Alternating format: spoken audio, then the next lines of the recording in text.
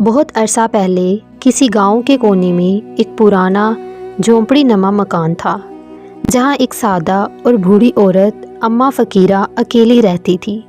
عمر کے آخری حصے میں وہ نہایت غریب، لاچار اور بھری دنیا میں اکیلی ہو چکی تھی۔ نہ کوئی اولاد، نہ کوئی خاندان اور نہ کوئی دور قریب کا رشتہ دار۔ اس کی گزر بسر صرف وہی 2 روٹیاں تھیں جو وہ دن بھر گاؤں والوں کے گھروں سے بھیک مانگ کر کھا لیتی تھی۔ ایک طوفانی رات جب آسمان پر بادل گرج رہے تھے اور بارش اپنے زوروں پر تھی، اماں فقیرہ اپنے جھونپڑے کے کونے میں کمبل اوڑھے بیٹھی کچھ سوچ رہی تھی۔ اتنے میں دروازے پر ہلکی سی دستک ہوئی۔ اس طوفانی رات میں بھلا کون دستک دے رہا ہوگا؟ اماں فقیرہ نے بہت حیران ہو کر سوچا اور ساتھ ہی دروازہ کھول دیا۔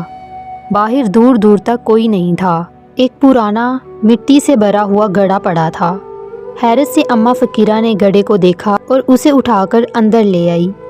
شاید کسی مسافر کا سامان بہہ کر آ گیا ہو۔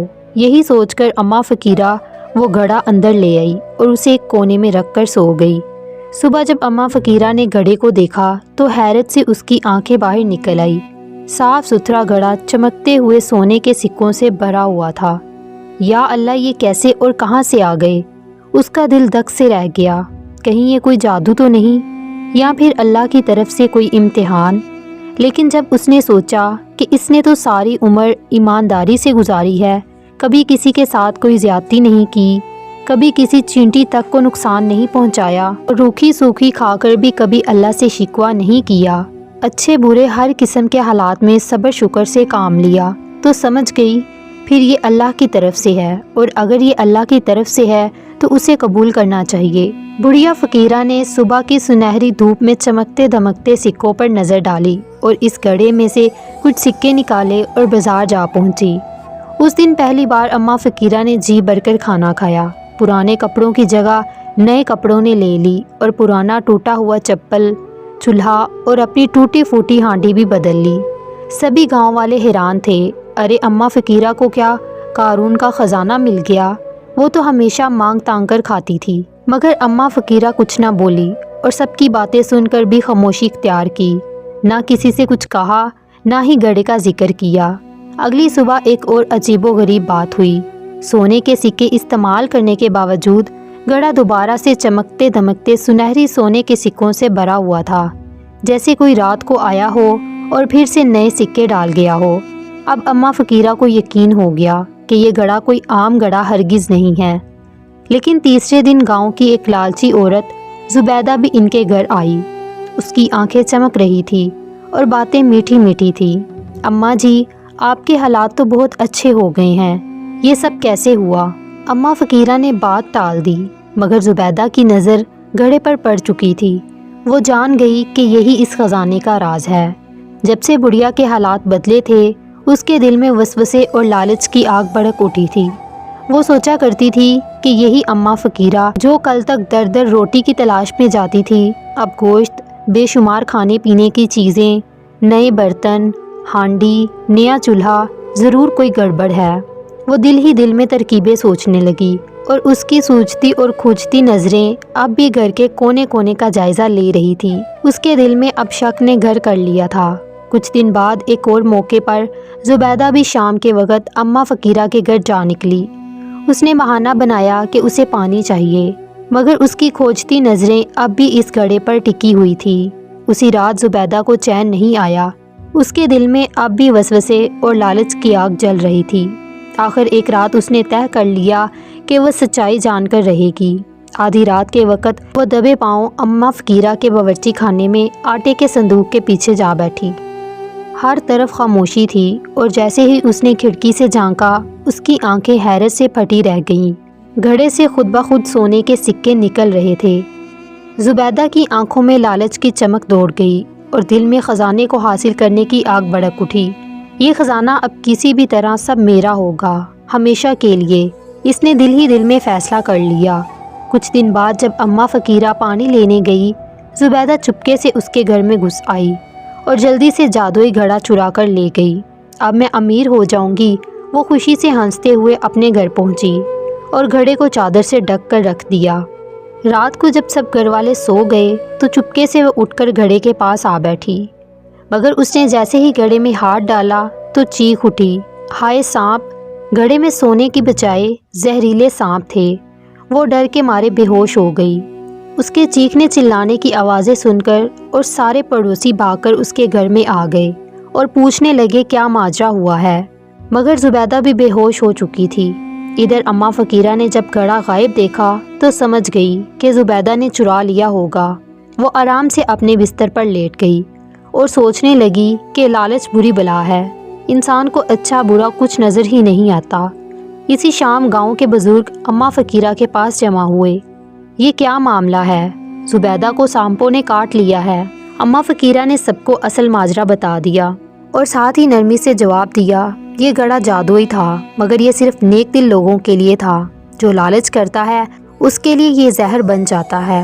بزرگوں نے پھر اماں فقیرہ سے پوچھا کہ اس کا کیا حل ہے، اب سب کو کیا کرنا چاہیے، نہیں تو سارا گاؤں لالچ میں برباد ہو جائے گا۔ اماں فقیرہ اٹھ کر گھڑے کے پاس گئی، گھڑے کو ہاتھوں میں پکڑا اور کہنے لگی، اے اللہ، اگر یہ میرا امتحان ہے تو پھر مجھے اس میں سرخرو کرنا، اور پھر کہتے ساتھ ہی اس نے گھڑا کنویں میں پھینک دیا۔ اس رات اماں فقیرہ بہت سکون کی نیند سوئی، مگر رات کے کسی پہر میں اماں فقیرہ کو ایک خواب نے جگا دیا۔ خاموشی چھائی ہوئی تھی، لیکن لگاتار ایک عجیب سا احساس تھا اور اس کے دل میں ایک بے چینی بھی تھی۔ وہ سمجھتی تھی کہ کنویں میں وہ جادوئی گھڑا پھینک کر اس نے ایک بڑے امتحان سے جان چھڑا لی ہے۔ پھر بھی دل کے کسی کونے میں ایک سوال کھٹک رہا تھا، کیا میری قسمت کا سورج ڈھل گیا ہے؟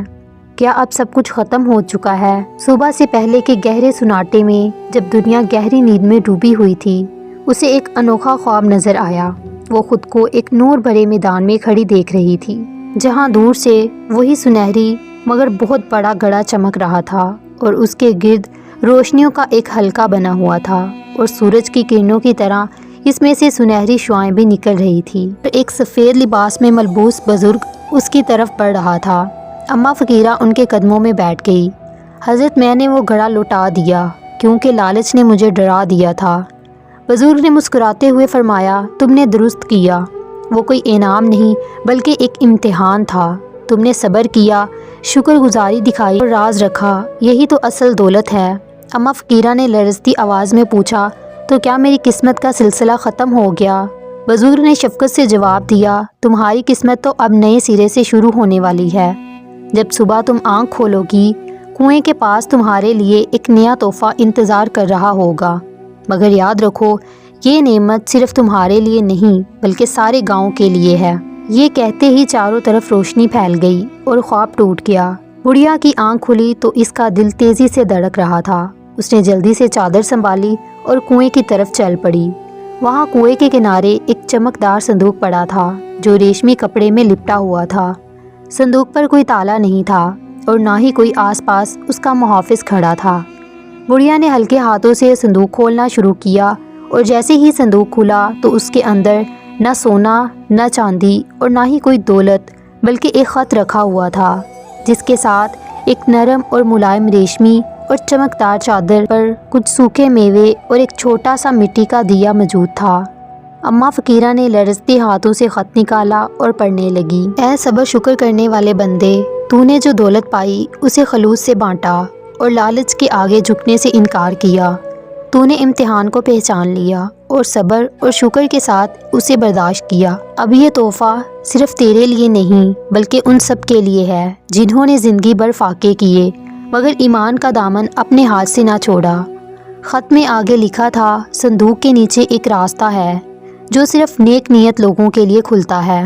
وہاں ایک کمرہ ہے جہاں تیرے گاؤں کے غریب بچوں، بوڑھوں اور بیواؤں کے لیے ہمیشہ کا رزق رکھا گیا ہے، مگر یاد رکھو اس نعمت کو بانٹنے کے لیے تمہیں ایک ذمہ داری اٹھانی ہوگی۔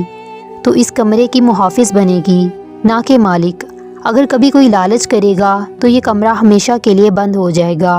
بڑھیا کی آنکھوں سے آنسو بہنے لگے۔ اس نے صندوق کے نیچے دیکھا تو واقعی ایک چھوٹا سا پتھریلا دروازہ تھا۔ جیسے ہی اس نے ہاتھ لگایا، دروازہ آہستہ سے کھل گیا۔ اندر داخل ہوتے ہی وہاں حیرت سے ساکت ہو گئی۔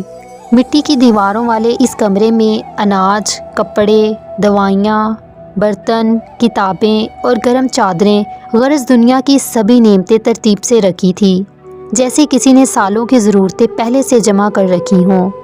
اگلے دن بڑھیا نے گاؤں والوں کو بلایا۔ کچھ تو حیران تھے، جبکہ کچھ لوگ خوف زدہ اور کچھ تو شرمندہ بھی تھے۔ بوڑھی اماں نے گاؤں والوں کو بلایا اور سب کچھ ان میں بانٹ دیا۔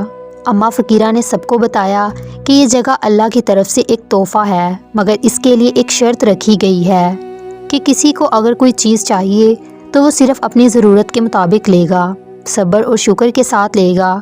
اماں فقیرہ نے سب کچھ گاؤں والوں کو بانٹ دیا اور اس دن سے گاؤں کی تقدیر بدل گئی۔ کوئی بھوکا نہ رہا، سب ایک دوسرے کی مدد کرنے لگے۔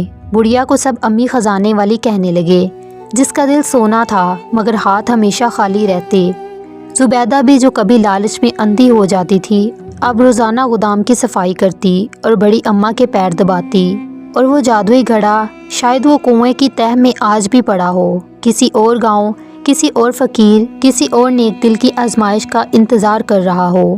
اس کہانی سے ہمیں یہ سبق ملتا ہے کہ محنت اور صبر کا پھل ہمیشہ میٹھا ہوتا ہے۔ جس طرح سنہری گھڑے کی چمک دور سے ہی دکھائی دیتی ہے، اسی طرح اچھے کاموں کی روشنی بھی چھپ نہیں سکتی۔ لالچ انسان کو تباہ کر دیتا ہے، جبکہ ایمانداری اور صبر ہمیشہ برکت لاتے ہیں۔ تو یہ تھی آج کی سبق آموز کہانی۔ اگر آپ لوگوں کو آج کی ہماری سٹوری پسند آئی ہو تو کامنٹس میں ضرور بتائیے گا، اور مزید ایسی ہی سٹوریز کے لیے ہمارے چینل کو سبسکرائب کر لیں۔ Thanks for watching.